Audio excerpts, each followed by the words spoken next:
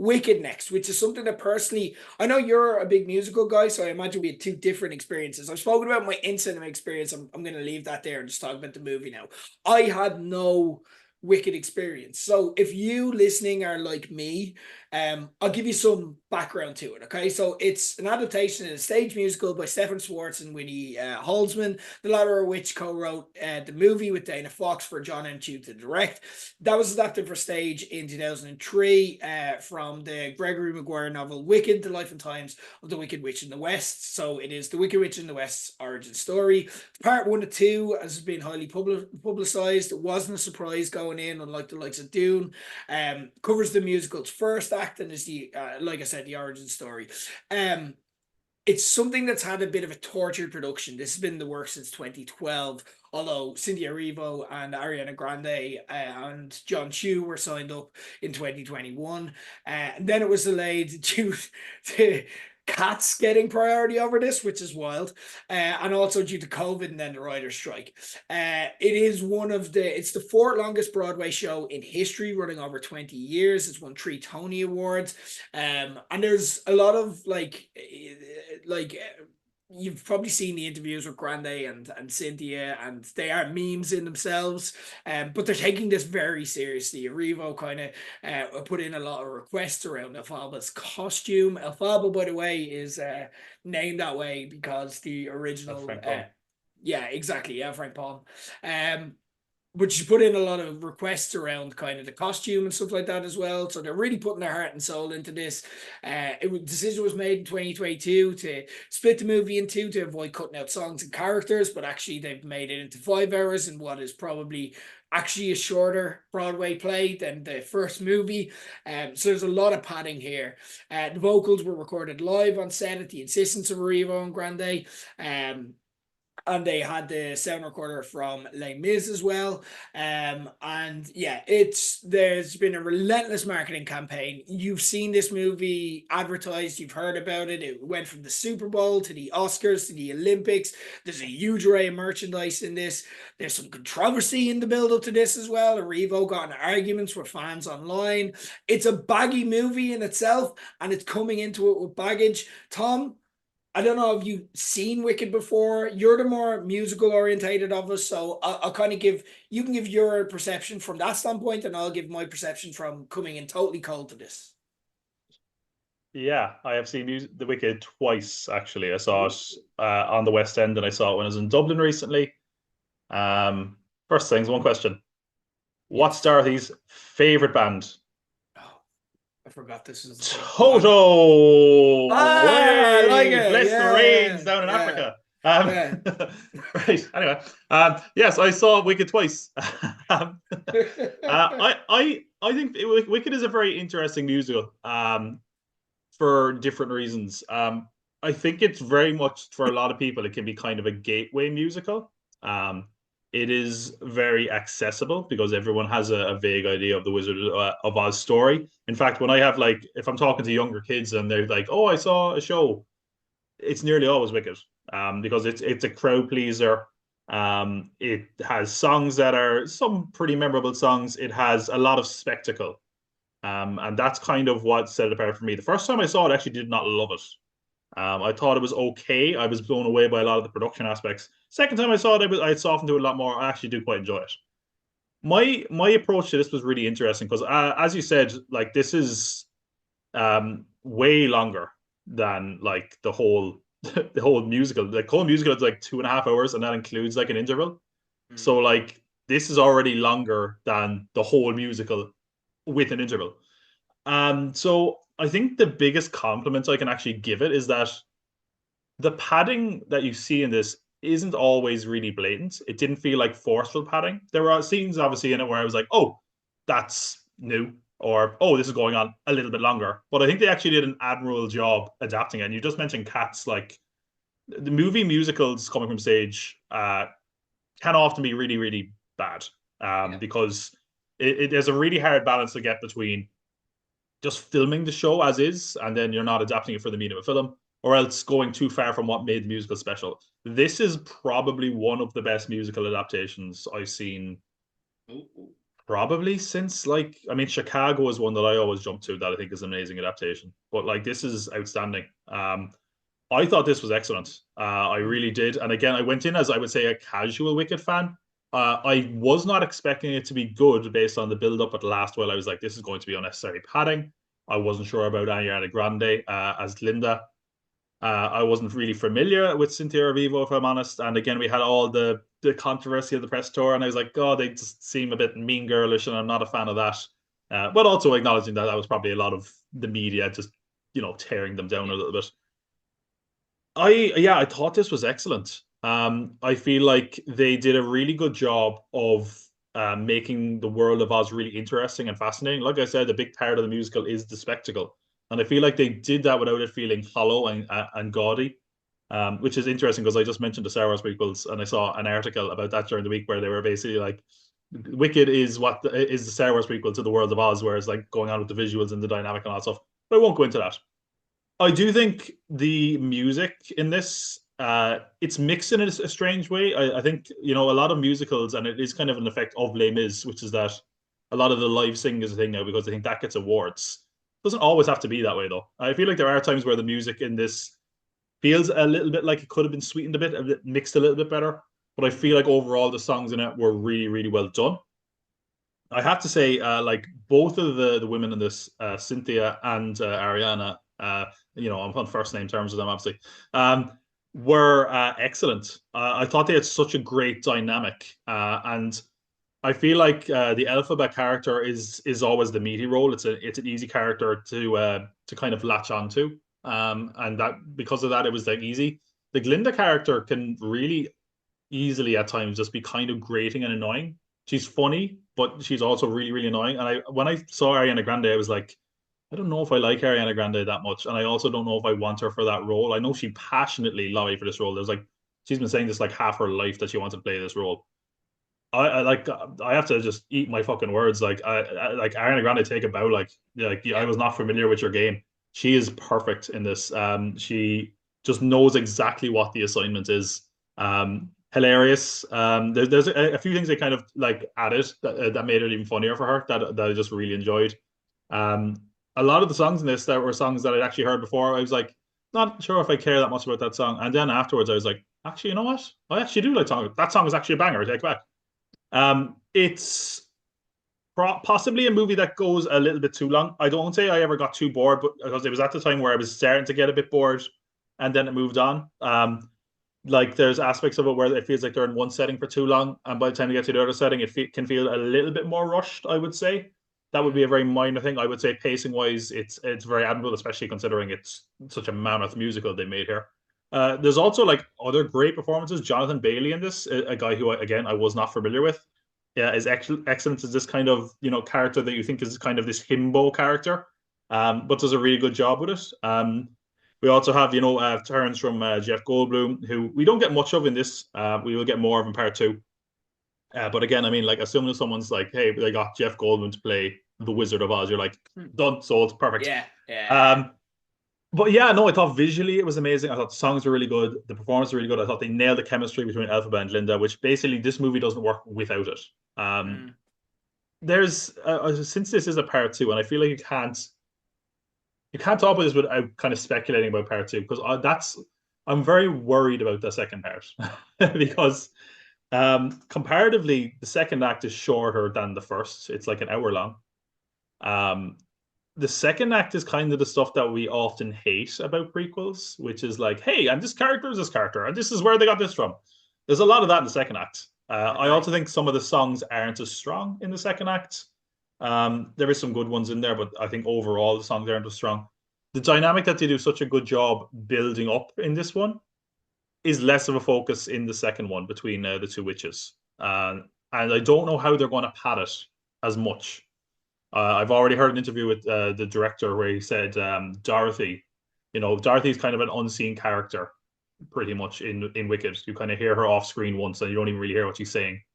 He kind of hinted that she might become a character in the Right. second act. So there's aspects of it that made me worry for the second part. But for what this is, I mean, it's already doing an amazing, amazing box office. I think it's well deserving. I think it's going to play until Christmas. Honestly, as someone who does love musicals, I haven't officially put together my top 10, but I could see it getting really close, Ooh, honestly. And that I would never have expected. This is a real pleasant interesting. surprise for me. Yeah. Interesting. Okay. I came into this completely cold, but at the same time, and this isn't something that I've actually spoken about that much because when you get a chance to talk about the Wizard of Oz, but the Wizard of Oz movie is a large reason why I'm here because, and I imagine a lot of people feel the same, so I'm not breaking it here. Like, just when you watch that as a kid and how it just blows your mind with the endless possibility of what you're watching. Just starting off as a black and white movie and then exploding into this explosion of color and kind of then the songs and everything else and the story and the moral and it's just a near perfect movie, if not perfect. Um, I've never really got into the supplementary content just because again, like why I like that is I like that. Like I'm not. It's not the story. I don't need more info, and anything else feels kind of exploitative as well. So I've kind of avoided it. Like I remember I watched like a couple of episodes of the Oz TV show, and I'm like, this is just ridiculous. Like, why is there a prison? Like, what? That's not. This is nothing to do with it. Nothing to do with the fucking wizard. It's a joke, and I don't care if they made it make sense in the end. I just stop paying attention.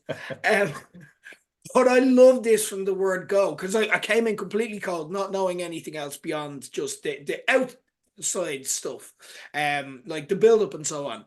And it's just a simple question that like just captured me straight away. Why is the wicked witch like why is she wicked? And I'm like, yeah, why? Actually, what did I see? And it's like, because she's green and she cackles and she's got a boil Yeah. on her face. And the good witch is good because she's beautiful. And I'm like, I get it. I'm in. I'm in. I love those stories. I love taking a well-known story and just going, yep. And that's what they do here. And it is told. It's interesting that you brought up Mean Girls because that's what this reminded me of. In that Yeah. it's playful, it's funny, it's fucking hilarious, and the performances, like you said, get it. Ariana Grande. I don't know what they're gonna do with the Oscars in terms of what they're petitioning for. Like Ariana, like, but for me, Ariana Grande, if she gets Best Actress, I wouldn't be mad. It Yep. is one of the performances I enjoyed most. I thought like Cynthia Erivo did fine, but like I just think there's less scope for what she can do in terms of making me enjoy this because it's a very well-worn kind of trope. But it works because it's set in this setting, and I'm like, oh, that's interesting when you make me think about this and so on.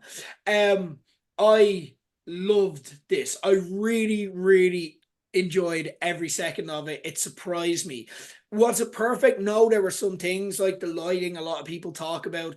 For me as well, like it's got two mandates. It's like there's a fuck ton of money being put into this, obviously. So I need you to capture my imagination with modern technology and do for me what the original did with like 0.001% of that budget, and I need you to capture my imagination in a modern way. And I think it fails on that, if I'm being honest. It's not visually Mhm. interesting. It looks visually expensive, and I appreciate the work that went into it. Like, for example, John Chu had a yellow brick road made. They planted thousands of flowers. They wanted to make it a natural kind of, so it kept that Yeah, it's stage apparently very, feel. very like actual constructed sets and Yeah, stuff. It seems like, but and it's weird because you say that because like that's something that was my big concern going into because, like I said, there is something lost in that. I mean, if you're seeing something on stage and it's happening before your eyes in real time yeah, versus something that you're like, oh, was that made in a computer in 6 months? It's like yeah. And I think actually before, sorry to cut you off, but No, you're all good. the specific one I'm thinking of, and this is one a lot of people were curious about, and it's very well documented that this is the end of the first movie because it's the end of the first act of the musical. Mm, Defying Gravity, seeing it on stage never ceases to be impressive because basically you see the witch character descend into the sky and her cloak just starts billowing out. And without looking up how they do it, you're like, what the hell just happened? How is she up in the nice. sky? It's not like a harness. She just Yeah, goes and descends. So I'm like, that would look terrible on film yeah. because obviously we know it was green screen and probably wires. But I feel like they kind of did things that made it work at times, and I think there's other times where it's not like, say, for example, we have the big head of the Wizard of Oz as well, right? On stage, that's really cool because it's like a physical puppet prop. Mm. Here, even if it is, they're just like, well, we've had nearly 20 years of Transformers movies now with big talking robot heads. Yeah, you know, so there's aspects yeah, of that I that get you. worked and aspects that didn't work. And there were sometimes where I felt like I was watching the Battle of Winterfell in Game of Thrones, where it's just really darkly lit, and I'm trying to think, I'm like, why artistically, what are they trying to say? And they're like, oh, darkness is looming generally, and I'm like, yeah, but that shouldn't be an excuse for me not to see things in the movie and to like kind of have to look closely. Like I'm watching it in IMAX, like, and it should be green versus pink. Like this is very simple, lads. Come on, like just get it right. Apologies. And I don't feel that they did. Um, Another thing that it kind of fell down on was Jeff Goldblum as the Wizard of Oz again, home run casting. Um, but I don't feel they got that right. And again, it's just kind of a byproduct of splitting the movie in two, because I imagine Mm. they gave me the same proportionate amount of Jeff Goldblum in the story, of the Oz in the story, as they did in the stage. But then you're waiting 15 minutes of an interval to get more, Exactly. you Yeah. know. Whereas now I'm waiting much more, and they've really swung with that character. It's not the same. He's not the man hiding behind the curtain. And I don't want to get into what he is if you haven't seen it, like, but it's very, very different. And I didn't get to enjoy it. There wasn't even a grace period of like half an hour in a long movie. I'm like, well, we're going to get 30 minutes of Jeff Goldblum being Jeff Goldblum. They kind of just go into this new perception of Oz, and there's Yeah. no explanation or anything like that as well. And it That's probably what I was going to does. say.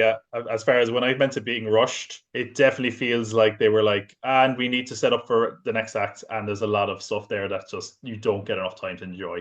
Yeah, yeah. And like for me, the movie never felt too long. It Mhm. didn't feel too short either. Um, but it did feel incomplete, you know, and I knew it was part one, so that's not what I'm saying. I was fully ready for it. Um, so yeah, that it wasn't perfect, but I loved watching it. I had a lot of fun, despite though that family's best attempts to ruin it. And then Defying Gravity just has been in my head since. I listen to it constantly, like, and that's my first experience with Defying Gravity, which I know is a Yeah. seminal song for so many people. And it hit and as intended. It was a little bit long. They really milked it. I don't know if it's that way in the movie or in the Yeah, play, but it's no, it's much longer in the movie. I think it's like yeah, maybe yeah, 5 or so minutes. It's about seven and a bit in the movie, I think. yeah, Like they kind of feels like they stop for ages in the movie and then go back to it. Um, yeah.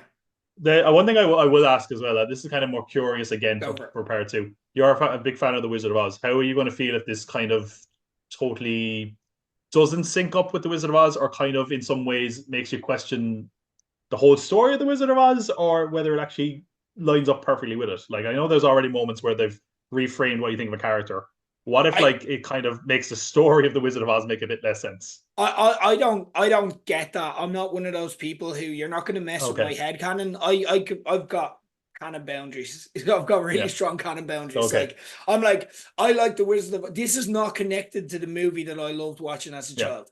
They do completely different productions. They do completely different things, and I'm very okay with artists taking their own perception of the story. I'm wearing the Lord of the Rings top, and when me and Jerry discussed kind of some of the narrative swings that the Rings of Power TV show took from Tolkien's, I'm like, I am a guy who is happy for new creators to get into a sandbox, tell their version of a story, and I can totally just turn around and say, this is the part that I like. This is the part that I'm taking, the interesting parts that the ideas that you came, and I can make up my own story. And I think it's personal to everyone. So I don't Mm. mind them twisting or playing with it, because this is not the prequel of the movie that I saw. Do you know what I mean? Okay. I know that's the narrative conceit, but it's not. They're not It's connected. In not, the no. way that Star Wars is connected, that is very much a prequel, so that could mess with that, because it's the same people, it's the same actors, it's the same creators, you know, there's DNA that's mixed. This is two completely separate projects, and if you want to Yeah. play around, that's fine. If I want to forget it, it's fine. The prison stuff messed me up way more than this, to be honest, because I'm like, how did they end up in? It's like fucking Russell Crowe in the Pentagon. I'm like, how does this happen? Why is Maximus working in the Pentagon? Why is his boss bullying him, and why is he allowing him to happen? Um, But yeah,